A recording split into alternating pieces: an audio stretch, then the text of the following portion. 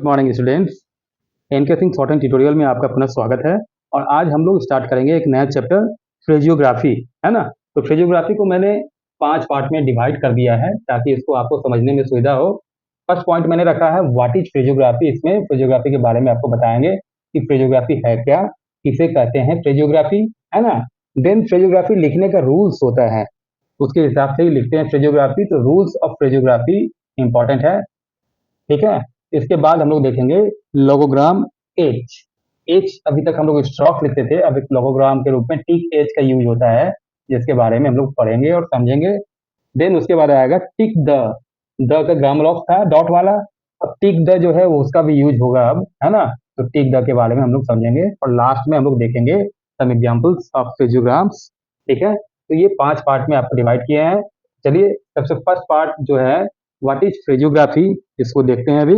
Okay okay, सबसे पहले हम लोग देखते हैं फ्रेजियोग्राफी है क्या, फ्रेजियोग्राफी किसे कहते हैं, ठीक है।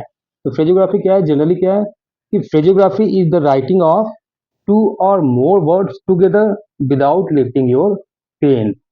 The resulting outline is called phraseogram. Okay, ठीक है। तो इसको हम लोग कह सकते हैं it is an art of writing of 2 or more words together without lifting your pen, the resulting outline being called a फ्रेजियोग्राम, ठीक है ना। फ्रेजियोग्राफी क्या है कि 2 या 2 से ज्यादा शब्दों को एक साथ मिला के लिखने की कला है, ठीक है। और जो रिजल्टिंग आउटलाइन आता है उसको बोलते हैं हम लोग फ्रेजियोग्राम, ठीक। चलिए अब सेकेंड पॉइंट की ओर चलते हैं, रूल्स ऑफ फ्रेजियोग्राफी, है ना। रूल्स में क्या है, पहला फर्स्ट में उसको लिखेंगे कि the phraseogram should be easy to write, है ना। लिखने में सुविधा होना चाहिए। फ्रेजियोग्राम जो हम लोग 2 या 2 से ज्यादा शब्द को मिला के लिख रहे हैं वो लिखने में सुविधाजनक होना चाहिए, यानी कि उसमें कोई अवरोध नहीं होना चाहिए, उसमें कोई रुकावट नहीं होना चाहिए। यानी फर्स्ट पॉइंट अपना क्या हो गया, द फ्रेजियोग्राफी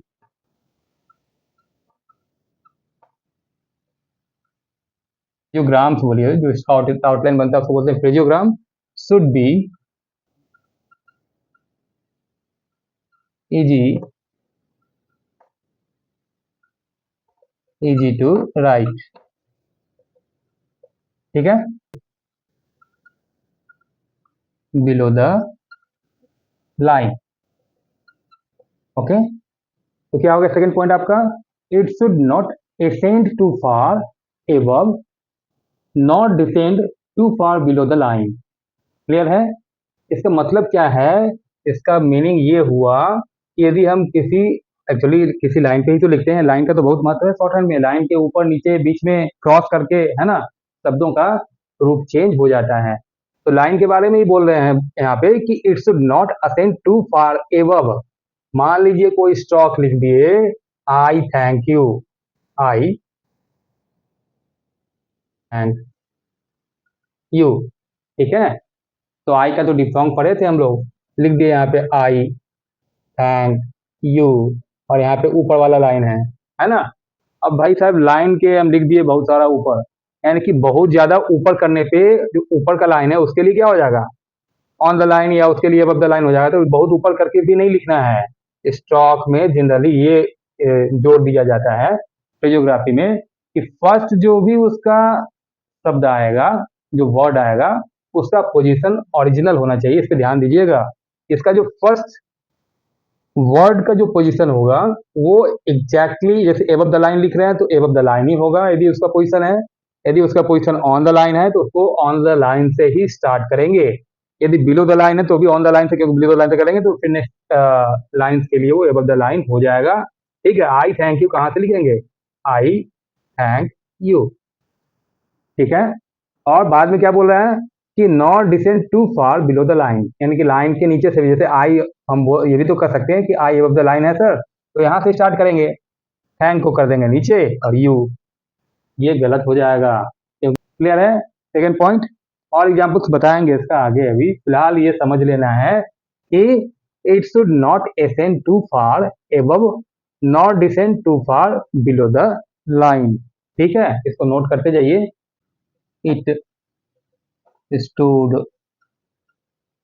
alone, ठीक है। तो थर्ड पॉइंट वही है जो आपको भी समझाया है, कि the first word form must occupy the position in which it would be written if it stood alone. Clear है कि पहला वर्ड जो होगा, पहला जो शब्द होगा फ्रेजोग्राफी का, उसका पोजीशन वही होगा भाई साहब जहां वो लिखा जाता है। कब? जब वो अकेले होता है, यानी अकेले यदि किसी वर्ड को हम लोग एबव द लाइन यदि लिखते हैं, हैंग को यदि यहाँ लिखते हैं, है ना, एबव द लाइन, ठीक है, आई को ऊपर लिखते हैं, तो फर्स्ट पोजीशन यदि उसको एबव द लाइन में लिखते हैं पहला स्टॉक को, फर्स्ट शब्द को, तो इसका पोजीशन यदि हम फ्रेजोग्राफी में लिखते हैं तो उसको अबव द लाइन ही लिखेंगे, इसको ऑन द लाइन नहीं ले आएंगे इस तरह करके, है ना। तो पहला ये था। इसके बाद देखते हैं, इसमें कुछ एग्जाम्पल्स होगा, अभी बाद में आपको बताएंगे, क्लियर हो जाएगा। तो फर्स्ट जो वर्ड होगा उसका पोजीशन जो है ओरिजिनल रहेगा, बाकी उसके साथ जो भी स्टॉक होगा वो कंबाइंड होते चला जाएगा। जैसे हम लोग लिखते हैं, एग्जाम्पल लेते हैं इसमें, हाउ कैन दे, ठीक है, हाउ कैन दे, यदि इसको हमको लिखना है तो हाउ कहाँ पे आता है, फर्स्ट का पोजीशन ओरिजिनल रहेगा, हाउ कैन एंड दे, ठीक है, हाउ कैन दे, ये फ्रेज है, तो उसी तरह से इसको हम लोग याद भी करेंगे, अभी आगे देखते भी जाएंगे। फ्रेजोग्राम्स में भी जो चार्ट है उसमें बहुत सारा आपको फ्रेजोग्राम्स मिलेगा, उसको भी ग्रामलॉक्स की तरह हमको प्रैक्टिस करना है बार बार। तो क्या इसमें देख रहे हैं कि फर्स्ट जो आपका वर्ड है उसका पोजीशन ओरिजिनल है, बाकी कैन कहाँ लिखते हैं, कैन जनरली होता है एबव द लाइन, होता है ना ग्रामलॉक्स में, लेकिन यहाँ क्लब करके लिखना है, इसलिए हाउ के बाद कैन एंड देन दे, ठीक है, clear. Being written verb on or below the line या through the line, below the या through the line,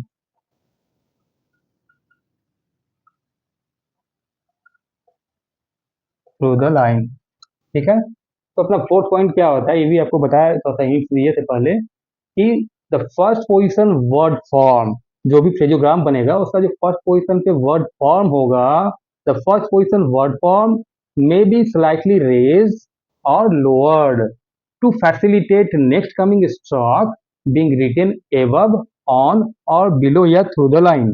okay, clear है कि जो पहला पोजीशन का वर्ड हम लोग लिखेंगे उसको स्लाइटली रेज कर सकते हैं, या स्लाइटली जहां उसका पोजीशन है उससे हम लोग लोअर कर सकते हैं, है ना, ताकि जो नेक्स्ट कमिंग हमारा स्टॉक्स होगा उसको ये सुविधा मिल सके कि वो भी अपने जगह पे वो लिखा जाए और इजीली हम लोग उसको पहचान सके और ट्रांसलेट कर सकें। क्लियर है।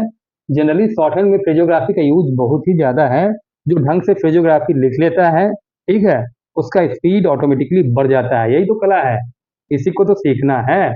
तो इसमें क्या है कि जो फर्स्ट पोजीशन का वर्ड फॉर्म रहेगा उसको स्लाइटली रेज कर सकते हैं या लोअर कर सकते हैं, लेकिन वो पोजीशन वहीं रहेगा, एबव द लाइन है तो एबव द लाइन पे ही रहेगा, वहीं पे थोड़ा सा ऊपर नीचे उसको कर सकते हैं, ताकि जो नेक्स्ट आने वाला स्टॉक हो उसका भी पोजीशन जो है लगभग ओरिजिनल पोजीशन पे वो आ जाए। क्लियर। अब हम लोग इसका कुछ एग्जाम्पल देख लेते हैं, किसका, अभी एग्जाम्पल तो नहीं आ रहा है फिलहाल, किसका, फोर्थ नंबर में जो स्लाइटली ऊपर रेज कर रहे थे या डाउन कर रहे थे उसका एग्जाम्पल देखते हैं कि फ्रेजोग्राफी उसमें कैसे लिखे जाते हैं। पॉइंट है आपका, कोई वर्ड है आई थैंक यू, यदि सेंटेंस है तो आई कहाँ लिखाता है, above the line, I thank you, okay. Second क्या था, विथ विच, विच जो है ऑन द लाइन स्टॉक है, विथ एबव द लाइन, तो क्या करेंगे, विथ और विच, इसको ऐसा लिखेंगे, विच को थोड़ा सा नीचे लाएं कि विच भी ऑन द लाइन आ जाए, ताकि पढ़ने में सुविधा हो, पहचानने में हमको, विथ विच। नेक्स्ट हम लिए हैं विथ ईच जो है क्रॉस द लाइन लिखते हैं, इसलिए विथ को और नीचे लाएंगे कि ईच जो है क्रॉस द लाइन आ जाए, है ना। तो सेकेंड स्टॉक को देखते हुए फर्स्ट स्टॉक को यानी फर्स्ट वर्ड को हम लोग स्लाइटली रेज या उसको लोअर यानी कि डाउन कर सकते हैं, ताकि हमारा स्टॉक जो फ्रेजोग्राम बनेगा उसको इजीली हम लोग पहचान सकें। क्लियर। साइन आई, किसका साइन है ये, आई का, मस्ट बी शॉर्टेन, छोटा कर देंगे उसको, है ना।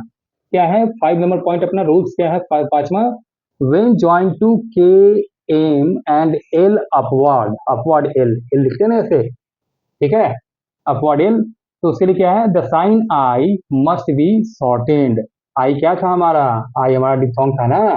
तो आई को भी बोल रहा है भाई साहब, उसको भी शॉर्ट कर देते हैं। तो आई तो है ही छोटा, अब उसको शॉर्ट कितना करेंगे, तो देखें कितना करते हैं। जैसे कौन कौन सा स्टॉक बोल रहा है, के, एम एंड एल। एल कौन सा है, अपवर्ड एल है ना।